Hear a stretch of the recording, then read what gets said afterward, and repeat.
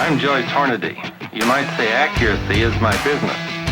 I make bullets. You are listening to the Hornady Podcast. Thanks for joining us and enjoy the show.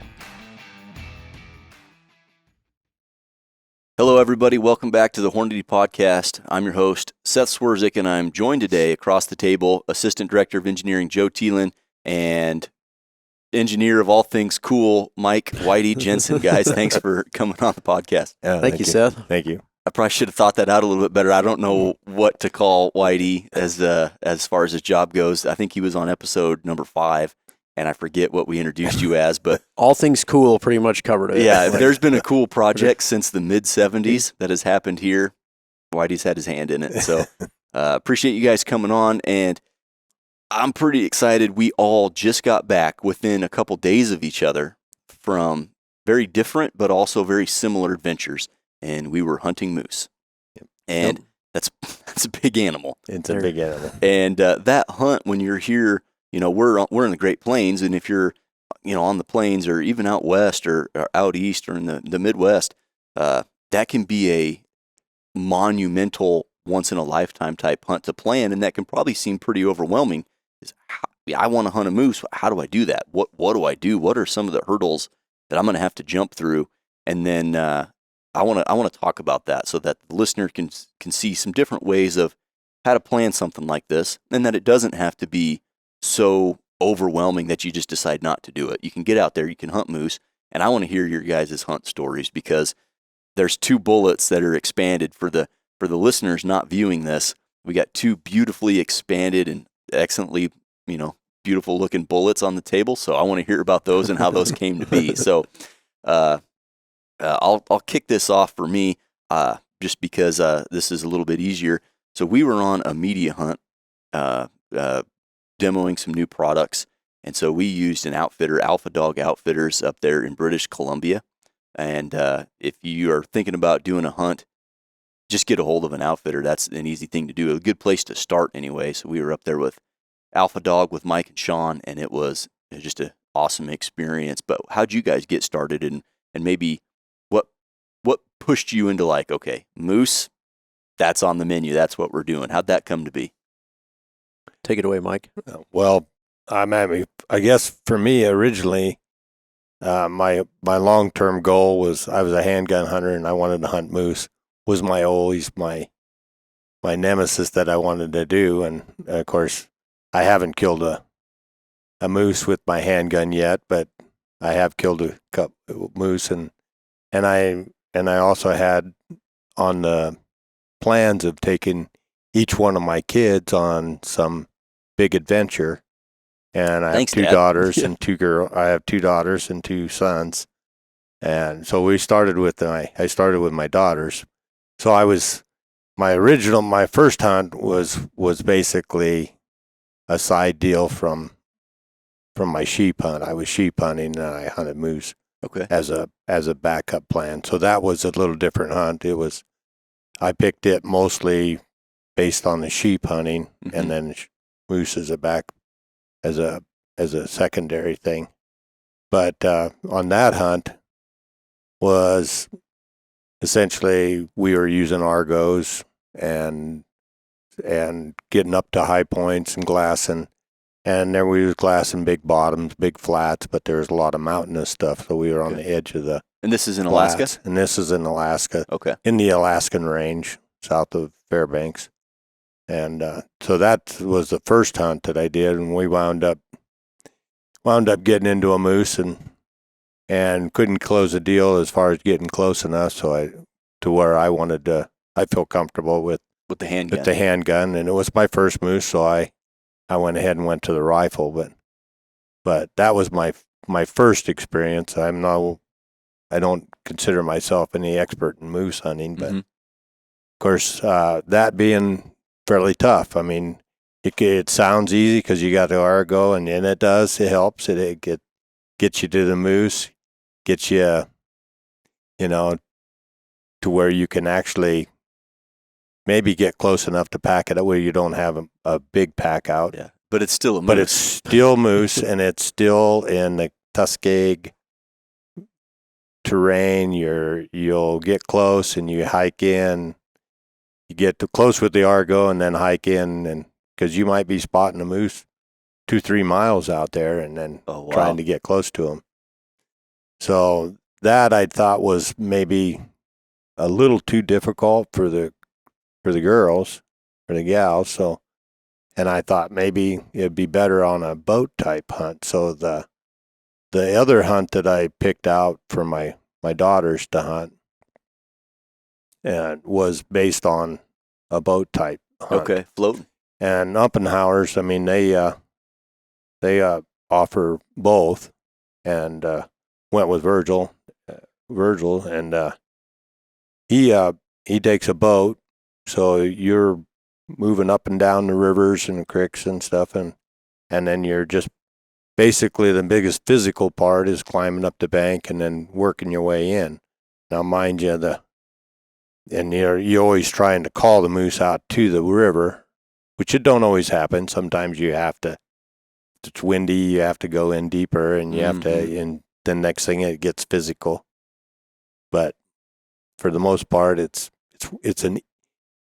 a less physical hunt than most. Yeah, certainly different than the first one that you were on. Right, so quite a bit different, less physical than that one.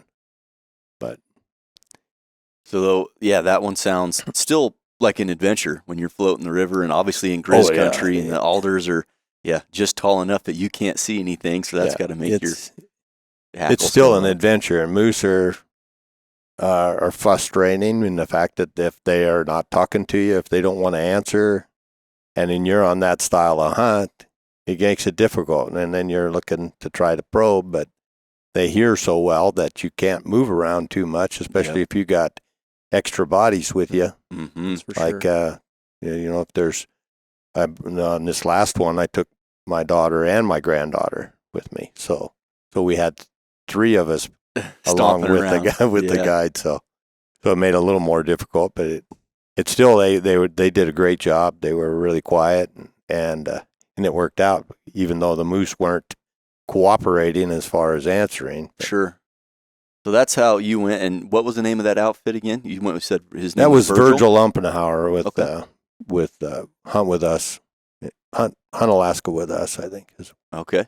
Now, Joe, you had a slightly different experience, and I haven't asked too much about how your trip went because I wanted to save it so I'm hearing it fresh on the podcast. But from what I understand, it was a couple days of just surviving. Yeah, and it turned out to be obviously good. But how'd you go through your planning process, and what made you decide we're going to hunt a moose? So mine is a little different. A good friend of mine that I run around with a lot and fish and hunt with and stuff had done this hunt a couple years ago, and he's like, "Hey, this is the real deal. Like it's a good quality hunt." And I've always wanted to do a hunt like that. I don't know that, and even this time, I don't know that I wanted to shoot a moose or if I still even want to shoot a moose. I mean, they're a cool big animal or whatever, but Christina, my wife, has been on her bucket list forever. So I'm like, okay, I learned about it from my buddy, and then so I got in touch. He put me in touch with the transporter that simply takes you in and drops you off. So it's a hands-off. It's a hands-off, true DIY. I mean, you plan everything and then execute. So mine was getting set up was through a friend. Okay. Yeah. And it was not because you wanted to hunt a moose. You wanted to hunt, but your wife said a moose is on my list of things. Yeah, she was always wanted a big Alaskan, and we were in Alaska too, wanted a big Alaskan moose for whatever reason. I mean, so, and I was like, yeah, I want to do the hunt part of it. All the logistics that go into it and the setup and this glassing and the calling and all, and that was, and I got all of that. So my you bucket weren't was filled. Floating the river. You guys are packed in, glassing. Yeah, this was a fly in, drop you off, and you're there for 10 days, and you set up your own stuff, move around, do your own hunting. I mean, and then if you kill a moose, you obviously, hey, we got one down, and then you got to pack this moose to wherever you shoot it. You have to pack it up to where a ridge top, where they can land. Wow. And then finish it out from there. And this hunt was by far and I've hunted quite a bit, and any hunt I've ever been on, mountain hunt, elk hunt, whatever, the hardest hunt that I've been on This was times 3.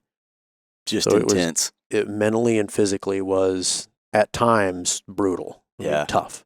Well, to juxtapose that a little bit, I was with, like I said, Alpha Dog Outfitters up in British Columbia, and I didn't appreciate how dense the bush is up there. I mean, it is impenetrable is the correct vernacular. I mean, there is just no getting through a lot of it.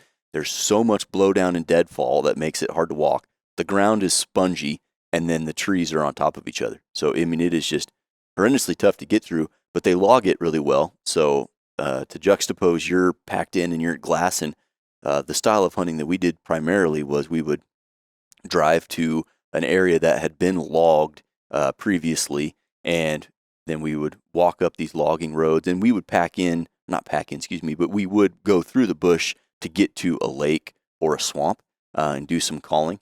But a lot of it wasn't super strenuous because we were able to walk on these old logging roads, which weren't, nice roads, but they were, when you're walking, they're not that bad. And we'd call as we'd go. So we'd put on 8 to 10 miles a day worth of walking, but it wasn't super vertical, and we didn't walk through a ton of that bush because, again, it was just impenetrable. Was yours coniferous forest? Yes. Primarily? Yeah.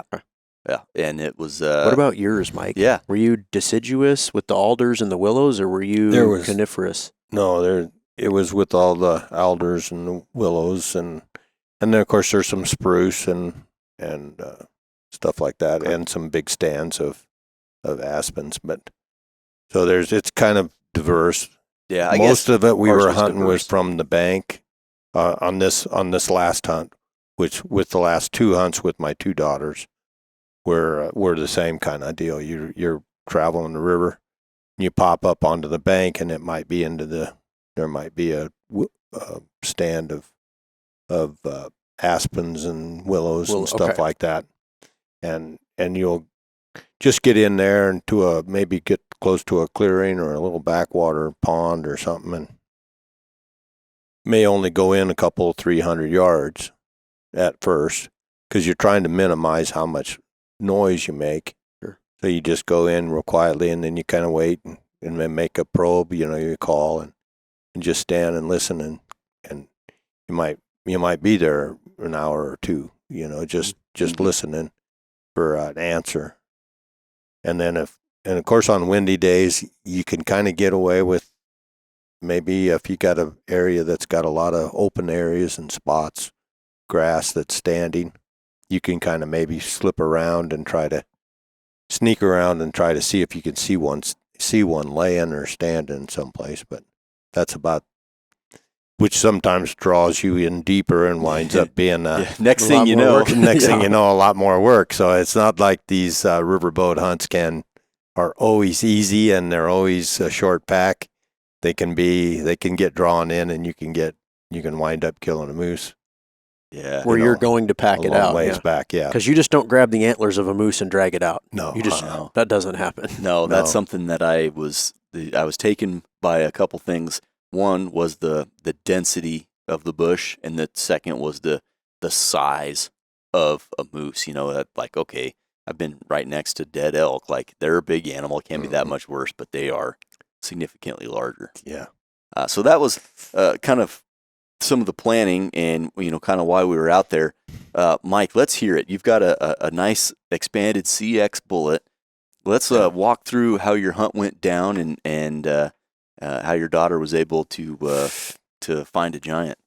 So on this hunt, that's the last one. Of course, we were having trouble getting them to answer, so we were basically just doing a lot of probing. We'd pop in and call, but we would actually look into little openings, clearings, and we knew where the guide knew where they were at, and we'd pop in. Well, on this moose here, it's like the 9th day, so it's 10-day hunt. Whoa! So it's at the end. So I'm stressing pretty bit already. So what was your moose contact like for the first 8 days? Were you getting some responses, seeing some cows? We seen a lot of cows. We seen a lot of bulls, and young bulls especially. And the first day, of course, we had a giant standing 150 yards from the camp, from my tent. But of course, it was the day before because we flew in a day early. Yeah. So it's it's a no shoot day. So he just stood over there and Wow. and he's probably 65 plus inch moose. So you and walked away, and we never seen him again. So for 8 days, you're seeing young bulls. You're seeing we've seen all kinds of moose and everything, but just and a couple of the other guys in camp had seen a few shooters that were not giants, but shooters. They were legal moose, and passed them on them. So wasn't like we hadn't seen any good bulls in that camp before that, but one of them was killed third day in, and the other one was killed just the night before mine, or before Jessica's. But anyway, when we popped in on this moose, he was just standing in a clearing, and of course the guide looks at me and he goes, he's about 57. He's plenty wide enough. He's only got 3 and 3 brows, so. And I said, it's 9th day. Yeah, game on. game on. He's in danger. yeah. Let her have him. Let her have at it. And so we snuck around and slipped through the willows, and then popped out and tried calling him a little bit. And then of course he did exactly what we'd been getting everywhere else. He just ignored the call and turned and started to walk away. And when soon as he was facing us when we popped in, of course, watching us. But when as soon as he turned, Jessica let him have it. What was she shooting? She was shooting a 300 WSM, the short mag. Okay. With outfitter ammo. All right. And she hit him with the first one. It was a little bit of a quarter-inch shot, but it was mostly broadside, but somewhat quarter. And what was the distance? Well, about 160 yards. Okay, right in there. So, perfect. So most of them shots on these type of hunts are, their long shots are like 150, 160 yards. Okay. Their short shots are yards. 10 20. yards. Yeah. Okay. So she hits him. So she hits him, and he walks into a circle, and just stops and stands. And of course, the guide, they want the meat, so they're all about the meat. So he's like, no, don't shoot him again. I think he's all right. I think he's good. Just wait. And he didn't fall, so he started to walk again. See, and no more than said, maybe better. And Jessica let him have it again. And then he took a couple more steps, and Jessica let him had it again. He walked in. He's just a few more steps and walked into the willows and laid down. And all 3 shots were about the size of a grapefruit, right through his heart-lung area. Perfect. He was perfect. His lungs were just nothing but mush, So he was. I don't know how he walked as far as he did, but they just act like they're not even hit sometimes. Yeah. Well, an animal of that size, they have so much oxygenated blood circulating that even when you take out the pump station, it's still oxygenated. It's still in there. Yep. And you have that bullet, so recovered one of them. And one of them, the first one where he was a little bit quartered, that was the only one I covered. The other 2 were dead broadside. They went clean through.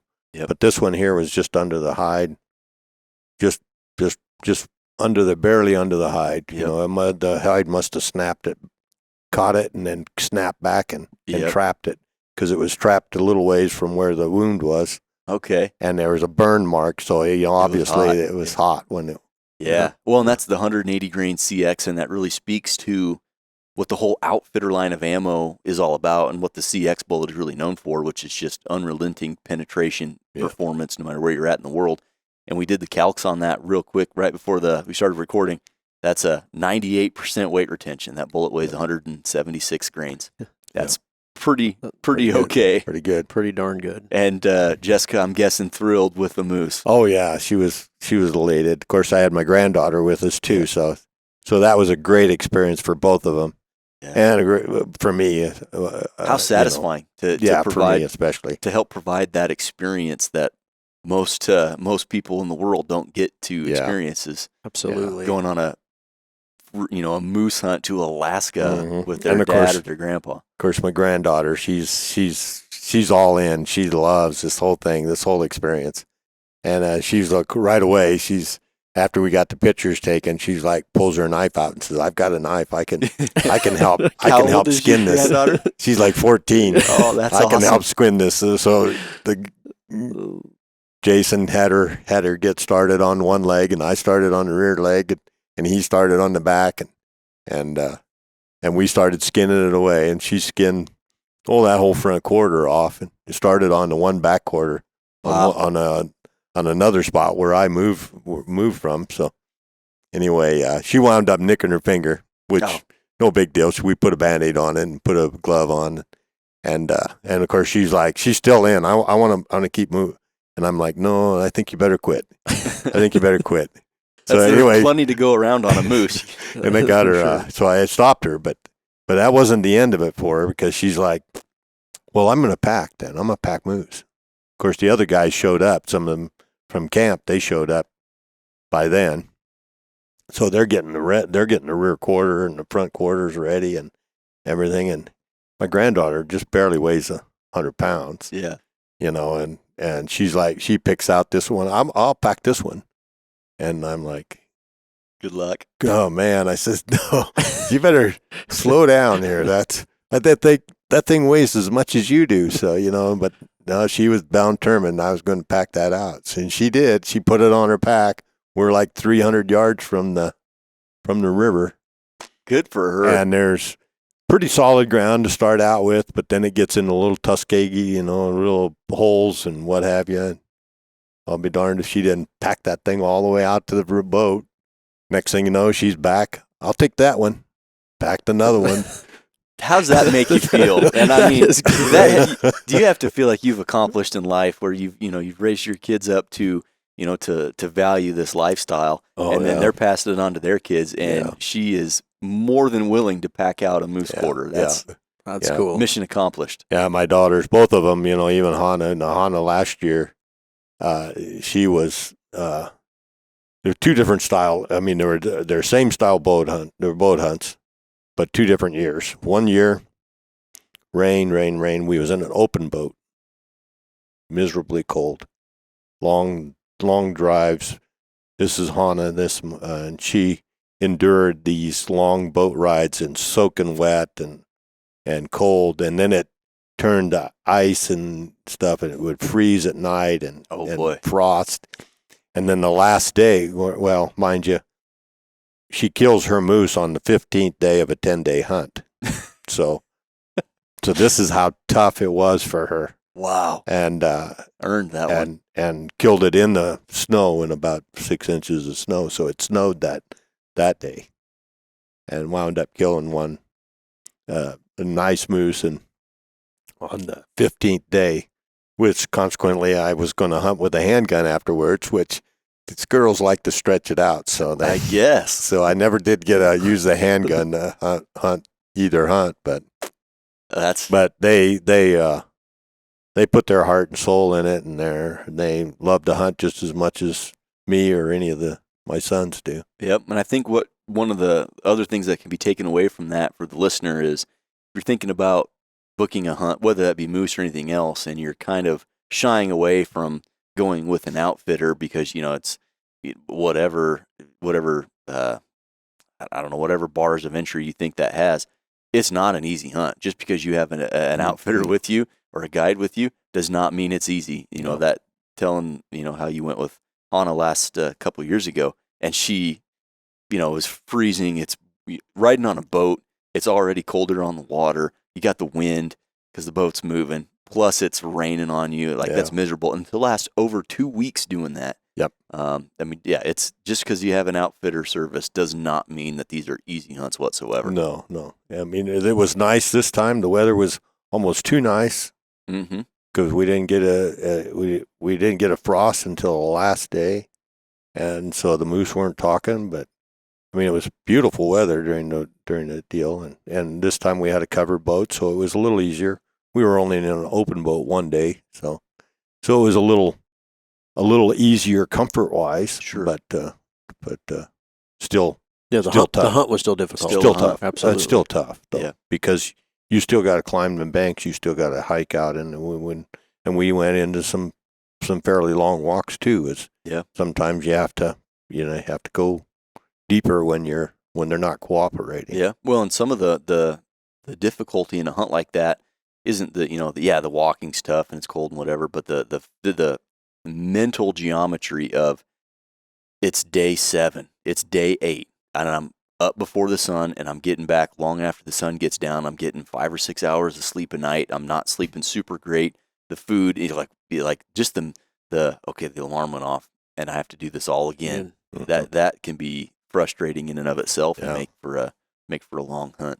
Yeah, especially with that first hunt where, you're going out and you're getting soaking wet. So when you get home, even when you get back, it's after dark. You get something to eat.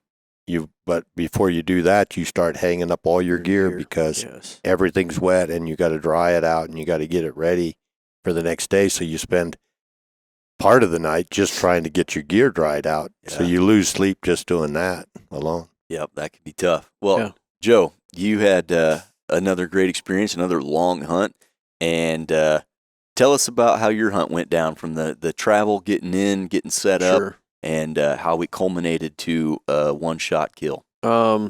So I have tons of stories. Like this podcast could last 3 hours, but because I learned so much. But so I'm going into an unfamiliar environment, unfamiliar terrain with an unfamiliar species with gear that I had asked about. Well, and you had a pretty strict limitations on 45 pounds of gear per person. Yeah. So it was. I mean, you took what you needed. Mm-hmm. So I had a little leg up because I had a friend that I mentioned had been there. So the short of the long is you're out there for a scheduled 10 days, depending on weather.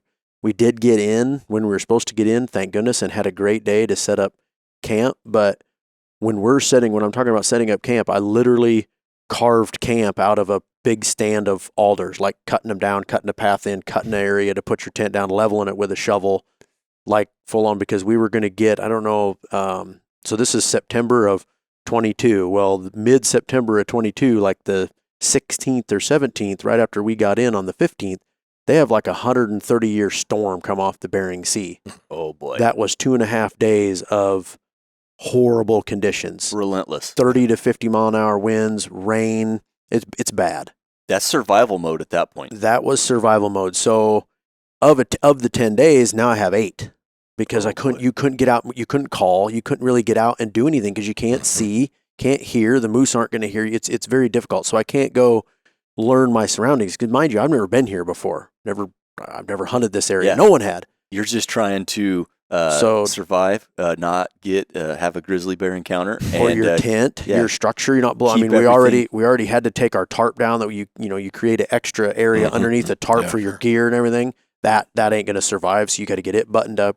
So that's how it started. Oh boy, So we finally get some weather to clear out, and we're in an area where you can glass and call. I got a combination of you're on a top of hills if you can, and on the top there's clearings, but then there's alders and willows and spruce forests and stuff near the bottom where the creeks are.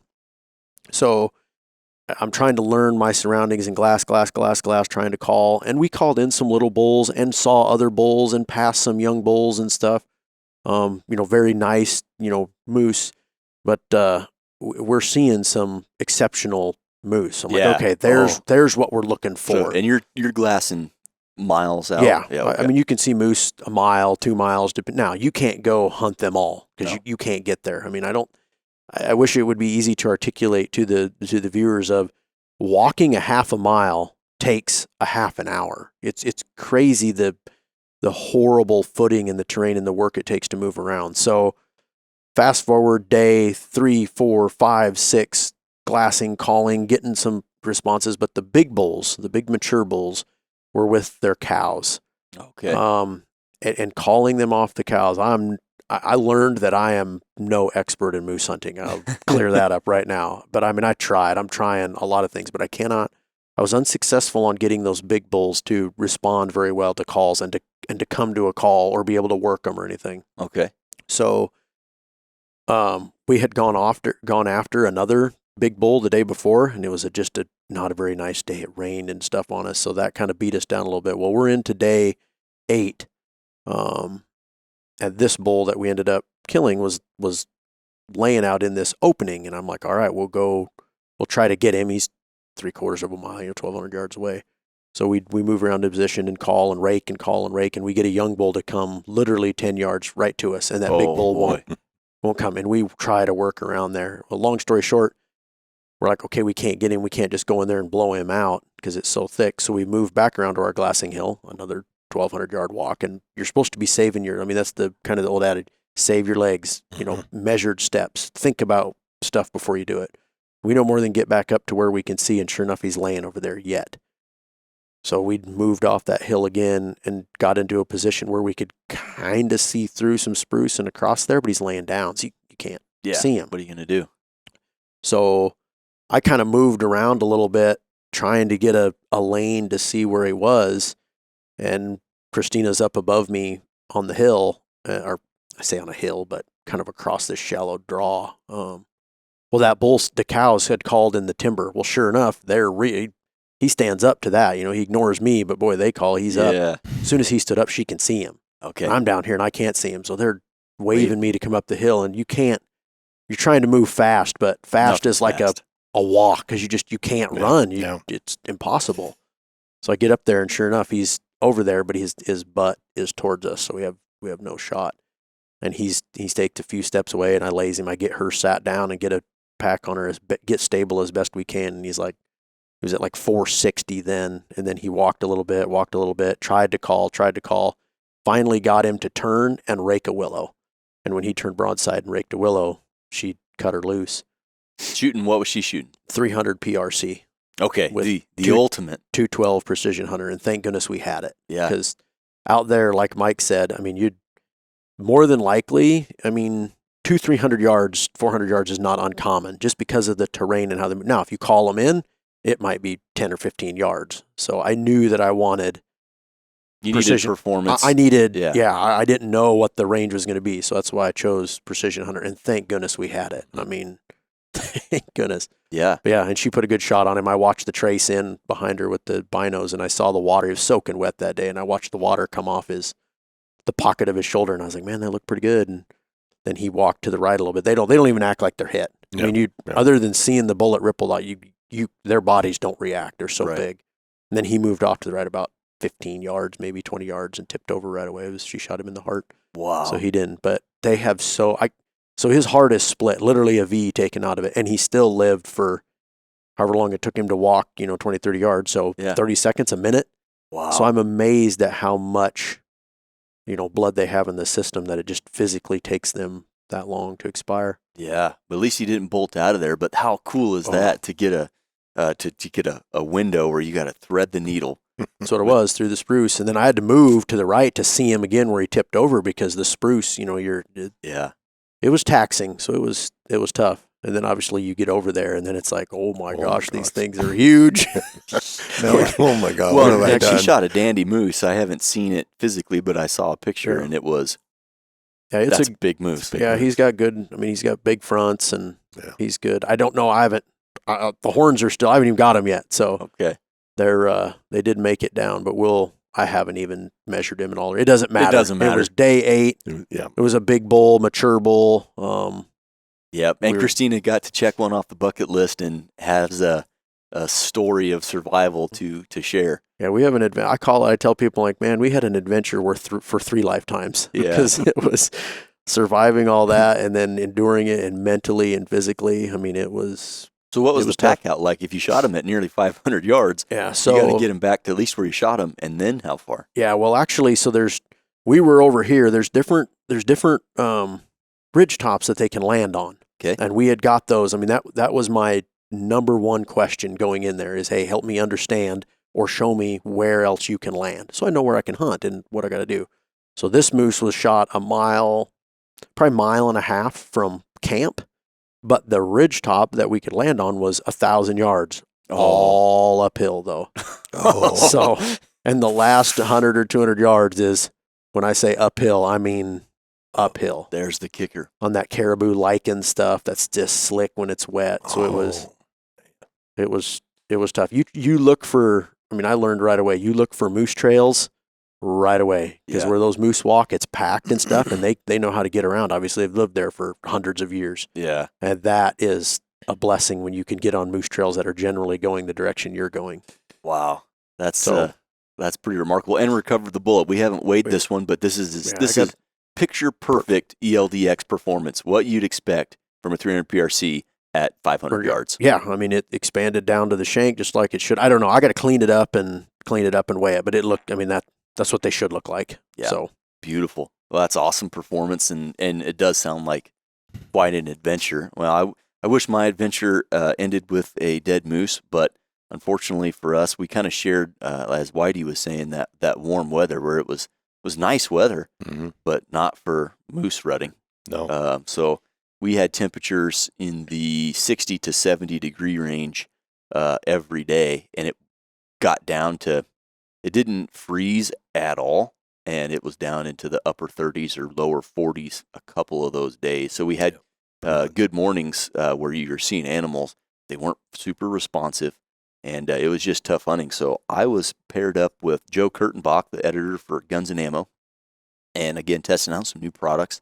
And we were palling around with Mike, co-owner of Alpha Dog Outfitters, and so we would go out to these cuts and hike, and then we were actually hiking up on some old cuts, like several years old, that they did this cut on like a mountainside, and hiked up in there, and it's 2.5 miles, and you're walking uphill, and then you get up there and spend as many hours, and there's not much glassing you can do, but they're 7-foot tall animals, so you'd see antlers, but we just couldn't get on them, and they just weren't responsive. We had a couple instances where we would go up to a lake and call, and we'd get a response, just real quiet, real soft, not committed, not coming in. We'd have some cows that we could hear, but nothing would step out. So it was pretty frustrating. Well, we found this old cut that was winter logged, so that road is, they don't put any gravel down on these roads in the wintertime, and then they pull out in the spring, 'cause obviously the roads would be super messy. So it's this older cut. Chance, things were growing back because it was a year or two old, and that was several miles long, and we would walk in. Every time we'd get to a clearing, we'd call, and one morning we saw a cow in this clearing. We'd heard a bull the day prior. We saw a cow in this clearing, and unfortunately she didn't have anybody looking for love in that area at that time, but we did see, that was the first moose we saw, and I think it was day 6. So, okay, that's promising. Maybe it was the morning of day 5. But we go back that next morning in that same clearing, nothing. Well, on our walk back out, we see her, or presumably it was her, and she's moving through the clearing, heading for the bush. And so we kind of walk in there quite a ways and let out a cow call, and we see another moose a couple hundred yards away, but with its head down. And so all three of us, Joe, Mike, and myself, we lock up the skids. Binos come up, almost like synchronized swimming. We just all stopped. Binos from the chest to our eyes. And sure enough, it lifted its head up, and it's got headgear. So game on. And it's in this little window covered up by willows and stuff. So there's some trees, deciduous trees in this opening that had grown up that were quite tall, and then a bunch of willows. So we can see them, but there's no shot there. So Mike gives a call, and like you mentioned earlier, Mike, he doesn't care. He whatever, kind of picked his head up and then put it right back down, and he was just browsing. So Mike turns away and gives another call, but facing the other direction. Well, that gets his attention a little bit. So he starts making his way from right to left. He was about 200 yards initially, and he's working towards us real slow through the timber. And he got to kind of this area where it cleared a little bit, and the way they log these trees have no branches, and they'll be 40, 50, 60 foot tall.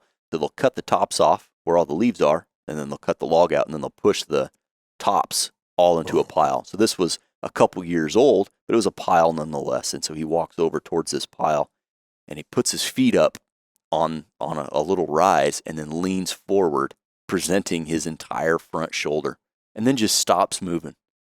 It was like, picture perfect. Like, oh my gosh. So he worked his way into 100 yards. And again, we were using a new product, shooting the CX bullet. And he presented that front shoulder and stopped. And at 100 yards, Joe let one rip. And he spun around in a circle, and he had his head down, and he walked about 10 yards with his head down. He tried to step over a log, and his back end just fell out from under him, and then he just crumpled forward. So he made it only 10 yards, which took about 15 or 20 seconds. And, just a one shot. So we get up there, and the amount of blood that exited that moose's nose was just incredible. It was a lung shot, ventilated both lungs, missed the heart by a little bit, but we got up there, and I was just blown away at the sheer size of this thing. Yeah. They were huge, and then we got the full Canadian moose experience. We started a fire right there in the bush. We started getting the bark peeled off him and taking little chunks of meat. And someone had skinned some willows, and we were grilling or smoking moose meat as we were taking them apart. And luckily we didn't have too much of a pack out, and we were able to get the vehicle pretty close and didn't have to put them in a pack. We were able to carry whole quarters out, bagged up, and the volume of meat was incredible. And luckily we were able to get the entire moose home. One of the attendees drove. We were able to get that whole moose back. Oh, wow. So that's the real trophy there. But great experience. And I think the arduous task of, oh man, I know it's going to be warm today. I know I'm going to walk 8 to 10 miles today. And we haven't really been seeing anything. And it's 5 a.m, and I really don't want to get up right now. By day 5, 6, 7 of that, it was pretty tough. But it's good for the viewers to understand that, because we had this moose hunting is. I mean, I'm going on a moose hunt, I'm going to get a moose. No, you're not guaranteed to get a moose. They're a unique creature as far as responding, and people think, they're just a big old dumb old moose. Yeah, I have a different respect of moose now, and the way the patience they have, and just the way they respond and the way they react and stuff. So it's a tough. Yeah. I thought it was a tough hunt. And even when you're glassing them, I mean, you can be up on a mountainside or a high point and glassing, and if them moose are laying down, they just disappear because the cover is that thick. Yeah, you will not see them. As tall and as big as them are, you think you'd see them anywhere, and you look down in them bottoms and you think you could see them anywhere, but they'll just lay down and disappear, and they may not stand up for hours. Yeah. Yeah, that's crazy how this is void of life. There's nothing here. And if you wait there and glass long enough, all of a sudden, they are. Pops one up. It's amazing an animal of that size can hide so well. Yeah. That is remarkable. But the willows and the alders are so big and so thick that, I mean, you could hide a school bus in there. And I mean that. Yeah. We were hiking up the side of a mountain, and we were hiking through alders and willows, much taller than I. And I'm convinced we're gonna come around a corner or we're gonna come to an opening. There's gonna be a grizz here. Like this is where grizz live. There's no reason that we're not gonna walk on top of one, because it is so thick, it's so tall. Oh yeah, you can't see in there, you can't hear anything in there. You really could hide a school bus, and certainly a moose. This stuff is so dense, it's incredible. And as far as my hunt goes, regardless of the fact that we weren't seeing a ton of moose, what an awesome adventure. I mean, I was just blown away. You get to some of these places, and you can literally see the curvature of the earth because you hike up so far, you can just see forever. It's gorgeous, and the outfit that we were with did a good job. I mean, they tried their best to put us on animals. They made sure we had a great time. We were taken care of. We were laughing. It was just, all in all, it was just an amazing adventure, regardless of whether we were seeing game or not. Yeah, I would call it an adventure. Mm-hmm. A moose hunt is a moose adventure. It's an adventure. It really is, because you don't know what you're going to get into. It doesn't matter if it's a boat hunt, ridge hunt, camp hunt. It doesn't really matter. You're in for an adventure. An experience. It's a true adventure, yeah. That's awesome. And it really, I got to put a plug in. I mean, it made it sound like Emily hiked out all the moose, but actually, you know, we had a great camp. We had 2 other clients in there that were just, you know, one of them was he had disabled veteran. Okay. You couldn't hardly ask for a nicer camp. These guys come and helped, and they Scott and Russ both. They were, and of course they come and, you know, and helped us pack the moose out, break them down. Yep. We helped each other. Everything was just such a great experience. Yeah. The And whole Joe thing. being a little more remote, a little more isolated, I can share that sentiment with you though, Mike, that we had, you know, there's other clients in camps and they're at other camps or whatever, but everybody that was there was down for the cause. If there was like, oh, they got a moose down and they need help, Yeah, that's I'll stop what I'm doing. That's what and, happened. Yeah, let's go get after it. And that camaraderie happens so quickly in experiences where things are difficult. You know, when you're sharing hardship, and in this case, elected hardship. Well, you know, we chose to do this. You come together pretty quick, and that just makes for that much better of an experience. Yeah. One thing I wanted to bring up before we change gears here, I want to talk about maybe some gear tactics or something like that you guys learned hunting moose that you maybe didn't know before. But before we get there, if you're going to hunt with an outfitter, one of the more awkward things about it is tipping, you know, or gratuity. Because obviously, you know, they can be expensive hunts. And I just I want to put a plug out there if you're thinking about doing it. These guides work their butts off. I mean, while you're there, if it's hard for you, it's harder for them. They're working their butts off, and they're working their butts off when you're not there. And I feel like in regards to, you know, tipping and gratuity, if you get a good experience, you know, make sure that they're compensated appropriately. And what really, you know, you're tipping for your experience, but you're also tipping them for the spring when they don't have any moose hunts, and they're out there finding the moose, you know, keeping an eye on where their animals are at, where the cuts are at, or all that work. You know, I didn't appreciate that as much when I was younger, and I'd never done, you know, a hunt with an outfitter, but their services are invaluable for instances like this, and I just wanted to throw that out there. Oh yeah. So now for gear, tactics, whatever, what are some things that you guys picked up moose hunting that you weren't, you know, that you didn't necessarily appreciate before you were on a moose hunt, or a hunt like yours, Joe, where you're hyper remote? You mean type of gear that we? Yeah, like is there something that, hey, if I'm going on this type of hunt again, this is a no questions asked, I'm going to take this. Oh, rubber boots. That's probably one thing that most people want to bring along, or some very good waterproof boots, because you're probably going to get you're going to be in swamp and soaking wet, such and what have you. So gear that you can, your rain gear, of course, because inevitably it's going to rain while you're there. Yep, that's okay. It's just so kind of a waterproofing is probably your number one. What about you, Joe? Where we were, so I'll second that. Now, I needed rubber boots. You could wear rubber boots where we were, but we used like Kenetrek 400s, really good boots with gaiters, because we had to hike quite a bit. We weren't down in the rivers and the bottoms. But I would say, so going with boots first, boots and socks, absolutely first and foremost. Rain gear second. After that, for me, a good saw. With a wood blade and a bone blade, absolutely. I couldn't. You cleared your camp with it. Cleared the camp. You couldn't do it without that. And then this may sound a little funny, but ShamWow claws. Oh, hyper absorbent. Hyper absorbent cloths, because stuff is going to get wet. I don't care if it's your tent, your floor, your wall, your boots. I shoved these things in my boots at the end of the day to absorb any moisture down in my boots. Yep. And pull it out of there as best you can, because you've got to try to keep stuff where we were, where you're so remote for so long.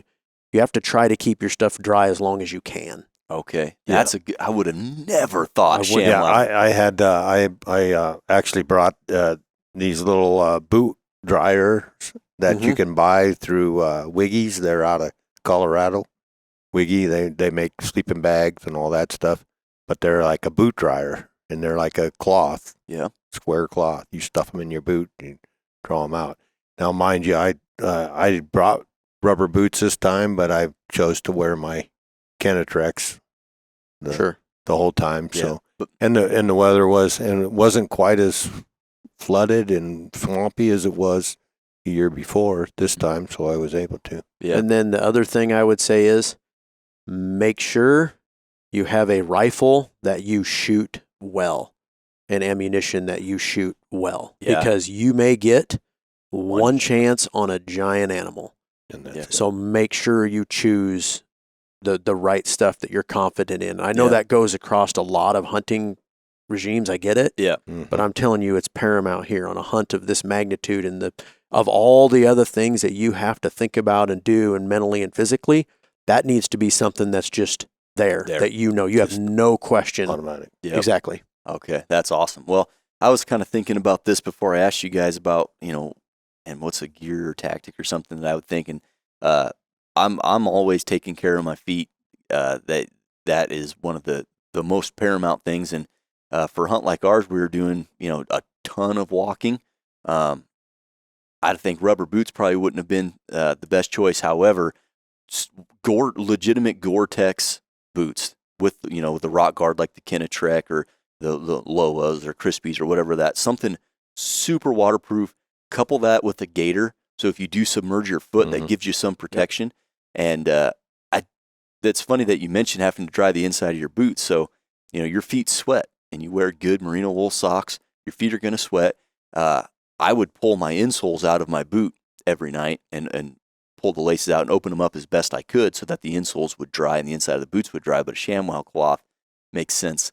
But yeah, that right there, taking care of your feet, good boots, that kind of goes without saying. I think the rain gear, for me, I travel with rain gear almost everywhere I go. I usually have like a really packable rain. I have a jacket underneath the back seat of my truck right now, just a kind of a cheaper rain jacket. But on a hunt like this, not only is it going to rain on you and is it going to be wet, there's a good chance the wind's going to blow, or you're floating the river, which we did one morning. And those rain jackets, you slip on a Gore-Tex jacket, it keeps that wind off your skin. Paramount there. And another thing I wanted to mention, regardless of the style of the hunt, whether you're floating the river, whether you're just hiking logging roads and coming back to a camp every night, or you're super remote, food is so paramount in keeping your morale up. And when you don't necessarily think about when it's kind of cold, I don't really want to drink a lot of water, it's kind of cold or rainy, I don't want to eat a lot.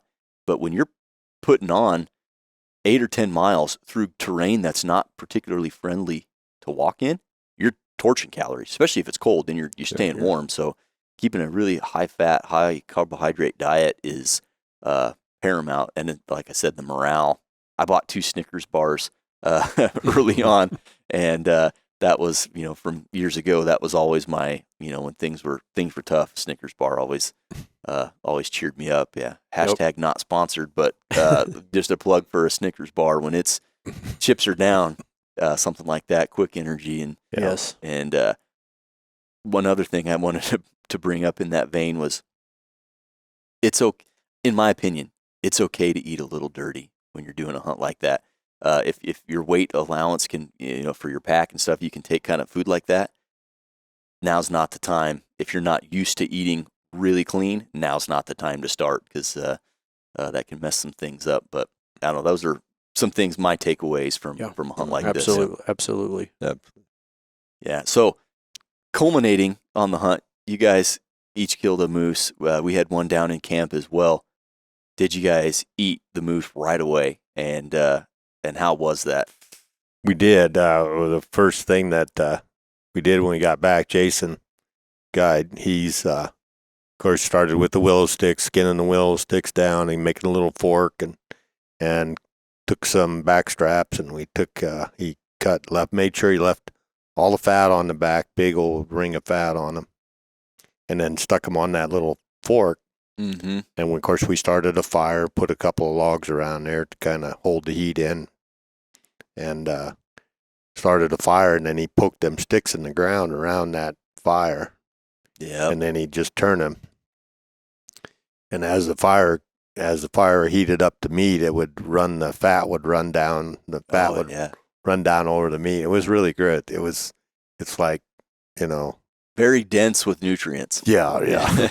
And talk about morale food there when you're in the bush. That was cook meat over fire. There's something primal about that tastes good. It was great. Did you immediately go to eating on your moose, Joe? So we did not. I actually haven't had any of my moose yet. Oh. We did fly the steaks home, but I don't have them all yet because we had, from the time we killed our moose, we had 24 hours to get the everything moose ready to cut go. up, hung that night, packed all next day to the strip, and then get camp tore down to get out to make your other flights to get out. Because if you start missing flights and stuff out of the bush, it becomes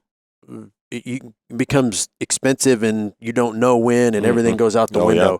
So we had a limited amount of time. So when we shot the moose, we went to work and we took a couple of pictures, and honestly quick pictures, and then we went to work. We didn't have a choice. Yep. We had to. Yeah. We had to cut the moose up, get him packed to the hill, and get done. We just didn't. So I'm looking forward to it. Yeah. Well, it'll probably taste good, but not quite as good as if you were. Oh, with you guys in your fire, that's great. I mean, it is what it is. Yeah, I understand it when you're on a do-it-yourself or deal like that, when it's like where it's all you, and you don't have a team of people that you get the message back to them, and all of a sudden, bam, here they are, and you got people packing things, moving stuff. I mean, you could pick that thing up and get it out of there and get it on the boat, get it back to camp, and in record time. Mm-hmm. Sure. Where if it's all you, there's a little pressure there. Are huge, and there's major pressure, and you don't stop. In a situation like that, you can't stop until it's done. Till it's done. Yep. Yeah. No breaks. Yeah. No. Well, we took plenty of breaks when we were taking care of the moose there because we had the fire going and we were eating moose, as we were breaking it down, and we took both entire rib cages. So when we got back to camp that afternoon, started a fire and built an A-frame, and then hung that whole rib rack above the fire, and we kept the fire. The wood was split real thin, so it was a low fire, and just the heat and the smoke, but none of the flame was kissing it. And then it got rotated every few hours. So when we got back to camp that night, after the sun went down, that thing had been on the over the fire for a while, just in that indirect heat, and so all the fat that was left on there and stuff was just rendered. Yeah, I seen that pictures. That looked really cool. Took that thing, threw her down, and we just carved meat right off of that sucker. And you would think rib meat from a moose, that's going to be pretty chewy. And the meat in between the ribs was a little bit chewy, but there was like a cap of meat and fat over the rib cage that, man, you just slice that off with a knife. And the fat, which was weird to me because growing up, hunting deer, and then, you get into processing deer. If it's white, it's coming off because that is some of the grossest stuff you'll put in your mouth off an animal. Yeah. But this fat didn't have that flavor at all. And in fact, it enhanced the flavor. Yeah. Did you guys notice how white it was, though? Yeah. How white, almost pure the fat was? It was very, very interesting. Yeah.